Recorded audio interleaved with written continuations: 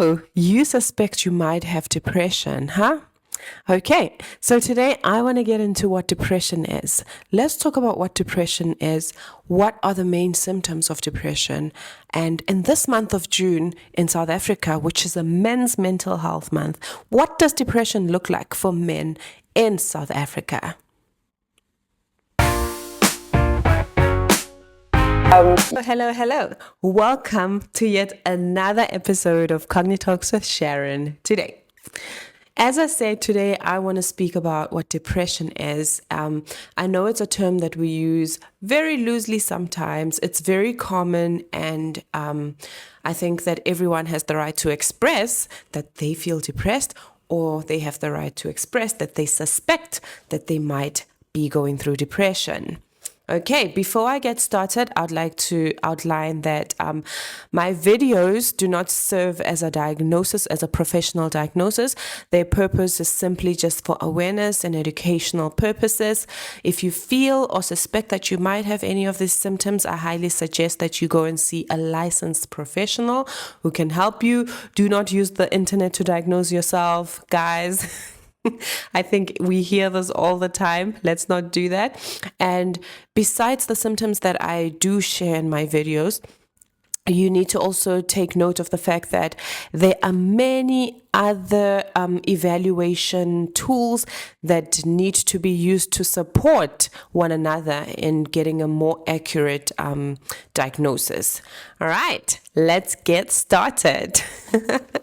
Okay, so today I'm talking about depression. What is depression? So we do know, most people should know by now, that depression is a mood disorder. It affects the way that people think, the way that people feel and behave. So if you've seen anyone around you or suspected that anyone around you might be going through depression, please take the first step by reaching out to someone who can actually help them deal with the depression. Take the right steps in order to support those around you. Okay, so I'm going to list 8 specific symptoms which I will repeat are not going to serve as a form of professional diagnosis in this video. If you feel like, or if you believe that you've seen some of these symptoms in yourself, please go and see a licensed professional. This is just for awareness and educational purposes. Okay, so there are 8 symptoms that I'm going to list, but out of the 8 symptoms, to know if you actually might have depression, you need to at least have 5 of these symptoms, right? And among these 5 symptoms, you need to at least have one of the following 2 symptoms. If you don't have one of these 2, go and see a professional. Okay, all right, so you need to at least have these 2. The first one is a very depressed mood throughout the day or every single day, and the second one is a loss loss of interest in activities that you generally like. Maybe your job, maybe your favorite sport, or anything like that. So you need to at least have one of these 2 that I mentioned among the 5 that you should at least have. But I'm gonna list 8 of them. I hope that's not confusing. I think it's very clear. Okay. I hope that that is in order. Okay. The first symptom that I would list is a depressed mood all day or every single day. Have you ever seen someone around you who just looks highly depressed every day? They look very sad. Before I get into that, I just want to highlight that depression is beyond the everyday temporary sadness. It goes deeper than that because it actually affects your life. It affects how you are in most significant favorite activities, right? Okay. So if you've seen someone who looks like they're depressed and sometimes people don't actually want to talk about it. So if you see someone like that, please go out of your way if you can to speak to them and hear them out and see how you can actually get them help, or how you personally can just be a form of support for them. Right. And the second one is a loss of interest in activities. If you notice, I'm listing the main two that you should have either one of among the 5 that you most likely would have, right? A loss of interest, diminished interest in activities every day or most of the day. You don't want to go to work anymore. You don't want to go to school anymore. You're someone who likes to vlog, but you just don't want to do it anymore. So if you experience this or you see this, please do consult. That's why mental health professionals exist. They're there to help you with this. And just these symptoms that I'm listing, they're just not enough. There are many other evaluation tools. I will keep saying this because I don't want to be accountable for someone who comes here and says I diagnosed them on my vlog, because that's not what I'm doing. I'm raising awareness and I am giving education. Okay, so if you see someone who shows, or you yourself have suddenly you just have a diminished interest in things that you generally like, then you should just be on the alert. Okay, and then symptom number 3. Symptom number 3 would be like a significant loss of weight or a significant weight gain. And the same for appetite, significant increase or decrease in appetite. If you've experienced that, look, you might be thinking, oh, I've experienced that, but that's just one symptom. I said you need to at least have 5. And then among the 5, you need to have one of the other 2, right? So have you seen a significant weight gain? Oh my goodness, I will tell you about my personal experience actually, because when I was grieving, that was a very significant, major mental health experience that I had in my life, and that was grief, and it affected me in so many ways. It literally ate me up. It ate me up emotionally, it ate me up physically. I got very thin, very, very, very thin.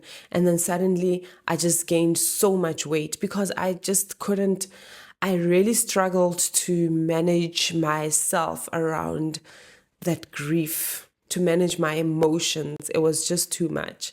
And now that I'm here, honestly, I don't thank myself. I thank God, because it's God who really, he stepped in and healed me, because it's hard. It's hard.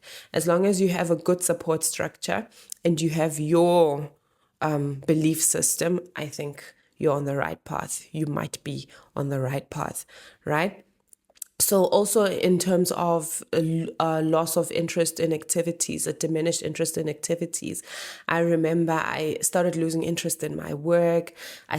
You must remember also, I don't know if you know this, but I do have a post. I had a series where I was talking about grief and the stages of grief.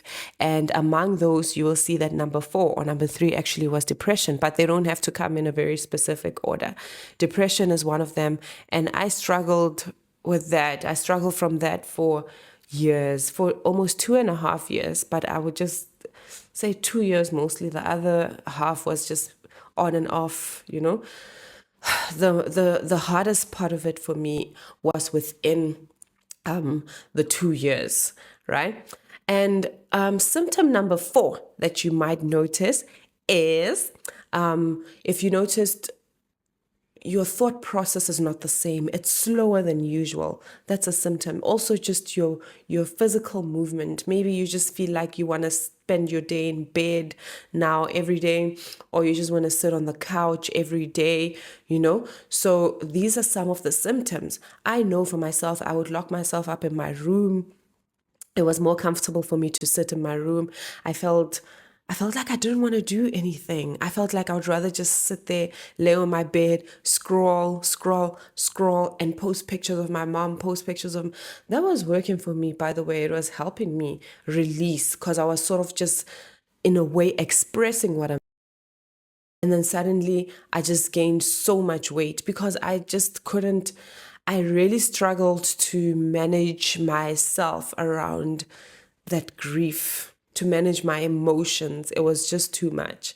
And now that I'm here, honestly, I don't thank myself. I thank God, because it's God who really, he stepped in and healed me, because it's hard. It's hard. As long as you have a good support structure and you have your belief system, I think you're on the right path. You might be on the right path, right? So also in terms of loss of interest in activities, a diminished interest in activities. I remember I started losing interest in my work. You must remember also, I don't know if you know this, but I do have a post. I had a series where I was talking about grief and the stages of grief. And among those, you will see that number 4 or number 3 actually was depression, but they don't have to come in a very specific order. Depression is one of them. And I struggled with that. I struggled from that for years, for almost 2.5 years, but I would just say 2 years mostly. The other half was just on and off, you know. The hardest part of it for me was within the 2 years, right? And symptom number 4 that you might notice is if you noticed your thought process is not the same. It's slower than usual. That's a symptom. Also, just your physical movement. Maybe you just feel like you want to spend your day in bed now every day, or you just want to sit on the couch every day, you know? So these are some of the symptoms. I know for myself, I would lock myself up in my room. It was more comfortable for me to sit in my room. I felt like I didn't want to do anything. I felt like I would rather just sit there, lay on my bed, scroll, and post pictures of my mom, post pictures of... That was working for me, by the way. It was helping me release, because I was sort of just, in a way, expressing what I'm feeling. I was like sending a message out there that I'm actually grieving this person. Like, you know, just, yeah, lack of physical movement. That was just me. But because I knew that I needed to pay my bills, it was hard. But I had to go to work. But most days I would find myself taking leave. And I realized, you know, I'm taking a lot of leave, and this might actually not be good for me. And actually, my recovery story is a story for actually another day. Okay. Symptom number 5. Symptom number 5 is if maybe you experience a loss of like sleep, or you just, you have insomnia, or you just sleep too much. A lot of people who are depressed, who show symptoms or signs of depressed, you find usually that they sleep a lot. They sleep a lot. I actually was the complete opposite, because I would be awake 3 a.m., 4 a.m., 6 a.m. And then I just wait to go to work the next day. Like I'm awake because my mind is busy. There's just so much going on in my mind, so much going on in my head. And I'm wondering, am I ever actually going to heal from this? How am I going to get past this? I remember asking myself, I was like, but why did my mom have to leave me? Why? I wish she had a choice. Oh, I wish I had a choice. I would have left with her. What am I doing here? You know? So there's so many thoughts racing in your mind if you don't get enough sleep, as if you have that symptom. But those who have a symptom of sleeping, I can't speak so much on that, because that was not my personal experience, but it is a symptom. You can find people who sleep a lot, and people who actually don't sleep a lot. Okay, symptom number 6. Symptom number 6 is recurrent thoughts of death or suicide, right? And with the suicide, sometimes you don't have a specific plan, and sometimes you actually have a specific plan, but you find that sometimes people are just scared to do it, but they want to do it. And you also find people who actually attempt suicide. That's another symptom. Actually, depression is one of the leading causes of depression. I was reading a study where I saw that at least 4 in 10 people commit suicide due to depression. So that's why I think depression should not be taken lightly. It's one of the leading causes of mental illness as well. So just because I'm talking about depression right now, that's why I felt the need to say that it shouldn't be taken lightly. Every other mental illness equally should not be taken lightly by anyone, right? Okay, symptom number 7. Symptom number 7, it would be a diminished interest in thinking. you simply just don't want to think. You're like, no, I don't want to do this. Or you also struggle to make decisions. It's very difficult for you suddenly to make decisions because it's too much for you. You're already overwhelmed. You're dealing with a lot. There's a lot going on in your mind. And when you think of making a decision, it's the least of your worries. It's literally the least of your worries. Okay? So personally, I did not have that symptom. I did not have that. I should actually list the 5 specific symptoms that I had because I had them. I'm so grateful for community and like a very good support system. It really helps a lot. Okay, symptom number 8 is symptom number 8 would be feeling worthless. So if you're out there just feeling like, what's the point of living? I just feel like no one values me.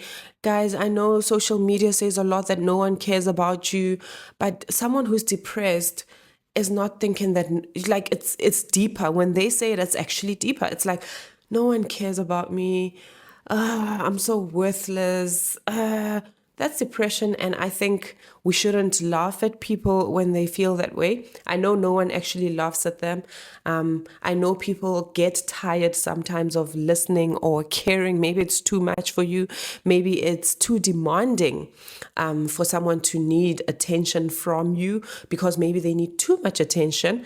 If you feel like it gets to that point, please do not desert them. Rather, try and get them help. I have a family member who once reached out to me because they know the work that I do. And they told me that, hey, look, I've got a friend who's dealing with this and this and this and that. And I'm actually tired of listening to them. And I was like, no, I can actually refer you to someone. I can refer because I personally was not comfortable working with the person because of their family member's close friend. And now I know this next thing I'm sitting with my family member and they ask me what's going on, and I don't want to get into that confidentiality, confidentiality issues. So I said I can help you get a counselor for your friend. So the point there is, if you feel like it's too much for you, it gets to a point where it's too much, you don't want to listen anymore, please get them help. So those are the 8 symptoms. I'm going to list them here. And you can just go through the symptoms yourself, just for education and for awareness. Maybe you weren't aware that what you're actually dealing with might be depression, and you have that light bulb aha moment, then you can go and seek help from a licensed professional. Now, the month of June is a mental health month in South Africa. Mental health month for men in South Africa. And before the month ends, I feel like I need to just review how mental health has been for men in South Africa. And as I was doing some research, I learned that suicide due to depression is the number 4 leading cause of death among men in South Africa. And a lot of men actually don't like to talk about it because maybe they feel embarrassed, they don't want to look weak, and they don't want to be judged. So men, a study that was done there in South Africa shows that for men to actually get away from just sort of like avoid dealing with the depression, they hide themselves in activities such as sport. And that's not always the case. If a man likes sport, he likes sport. But if you know that this man might be dealing with depression and you see these symptoms, please reach out to them. Please be gentle. Please be non-judgmental. Okay, so they might hide themselves in activities such as sport, and one of the causes would be, they have problems in relationships, and not just romantic relationships, but overall relationships with their family members, relationships with their spouse, relationships with their children, their friends, the workplace, and you find men who even stay at work for longer hours because they would rather not be at home because of how the situation at home makes them feel, because they're probably not getting along with the people there at home. So these are some symptoms that we might even take lightly, because I remember a friend of mine and we used to see a man who used to stay at work till late, and we would leave. Sometimes we would leave late and we would leave him there, and we used to like think, is he okay? What is he running away from? So I think it's also just important to look out for these subtle things. You think someone is a workaholic, but actually they're not a workaholic. They're running away from something. So I think we should be more supportive of men in our lives and men around us.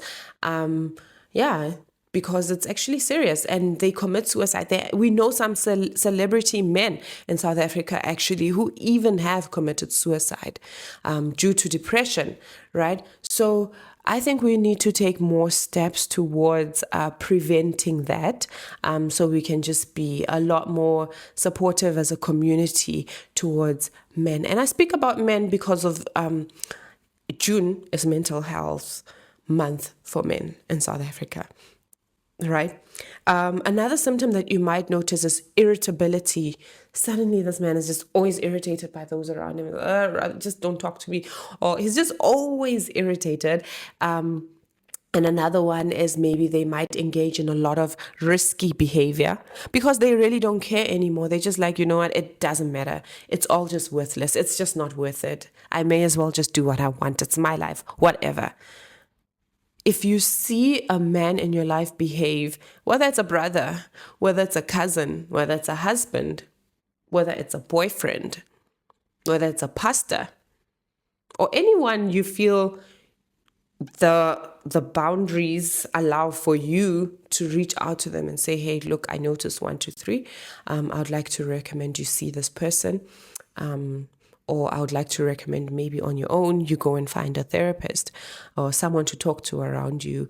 But I noticed that you're not okay.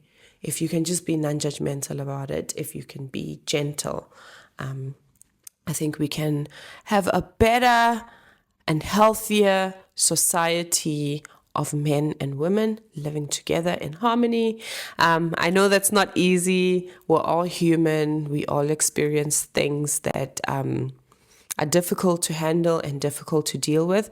But what we are able to do, let us do with all our might. Okay. Thank you so much for taking your time to watch this video, and please subscribe and share and like so that I can continue to post more content. The more engagement I get, the more encouragement I get. But I will still post either way, encouraged or not. Thank you very much. Goodbye.